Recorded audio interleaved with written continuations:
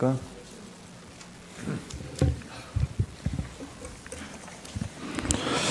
대한민국 헌법에서 규정하고 있는 계엄의 조건은 헌법 제77조이랑 전시사변 이에 준하는 국가 비상사태에 있어서 병력으로서 군사상의 필요에 응하거나 공공의 안정질서를 유지할 필요가 있을 때만 법률이 정한 바에 의하여 계엄을 선포할 수 있게 되어 있습니다.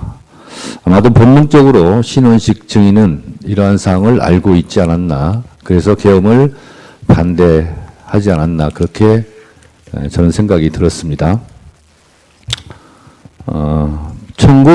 피청구인은 야당에 대한 경고성 그리고 짧은 계엄을 했다고 주장을 합니다. 그런데 경고성이라면 비상계엄 선포문에 옐로우 카드가 아닌 레드 카드보다 더 심한 야당과 국회에 대한 용어는 쓰지 않지 않았을까라는 생각이 듭니다. 국회를 범죄자 집단의 소굴이라고 표현했고, 또 이게 야당을 지칭한 거라면 더 문제가 있을 텐데 국회 야당을 지칭한 걸로 보이는데요. 국민의 자유와 행복을 약탈하고 있는 폐악질을 일삼는 파렴치한 종북 반국가 세력을 일거에 척결하고자 계엄을 선포한다고 했습니다. 과연 이게 국회에 대한 경고성과 어울리는 용어일까, 이런 생각이 들었습니다.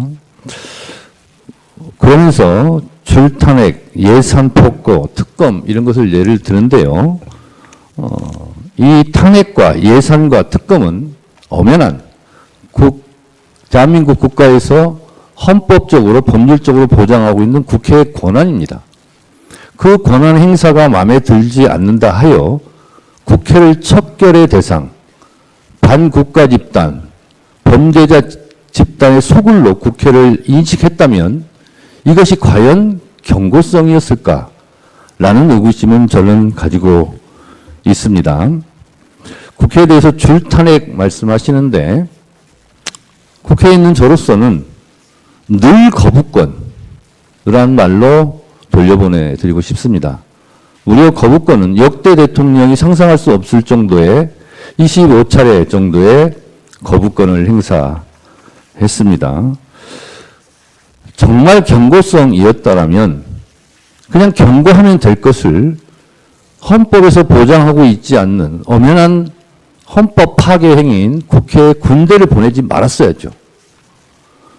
청구인은 아무 일도 일어나지 않았다라는 식으로 태연하게 말씀하시는데 지금 신원식 안보실장 등 많은 국무위원들이 이곳 헌법재판소와 국회 증인으로 지금 소환되고 있고 수사기관의 수사를 받고 있고 내란죄로 중형을 받을 처지에 있을 뿐만 아니라, 그리고 하늘의 별이라는 군 장성들이 수십 명이 지금 수사받고 내란죄로 중형을 받을 처지에 있습니다.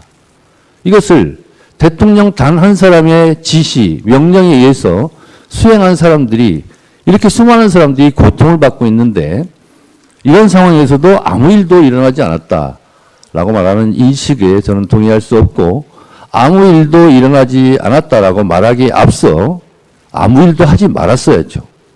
그렇다면 이런 일이 없었겠죠. 그래서 오늘 또다시 두 가지만 말씀드리자면, 제가 국회 소추위원으로 법사위원장으로 간첩죄에 대해서 거대 야당이 막았다고 그러는데 저희는 막은 적이 없습니다. 법안 소위나 그리고 법사위 전체회의에서 여러 가지 조정할 필요가 있고 좀 심사숙고할 필요가 있기 때문에 공청회 등 그런 수기 과정을 거치자라고 해서 지금 보류되어 있는 상태지 야당이 결코 막았거나 이것이 간첩죄가 무산됐다거나 한 일이 없습니다. 그리고 아까 증언 과정에서 나왔다시피 초급 간부에 대한 국방 예산은 정부의 편성권을 갖고 있는 편성을 자체를 하지 않은 걸 가지고 야당의 책임을 떠넘기는 것은 참으로 비겁한 일이다 이렇게 생각이 들어서 하나하나 팩트 체크도 진실이 드러나고 있는 만큼 또 야당에 대한 경고성 개헌은 결코 아니었다라는 생각이 저는 듭니다. 이상입니다. 예, 본인께 의견 전술 기회 드리겠습니다.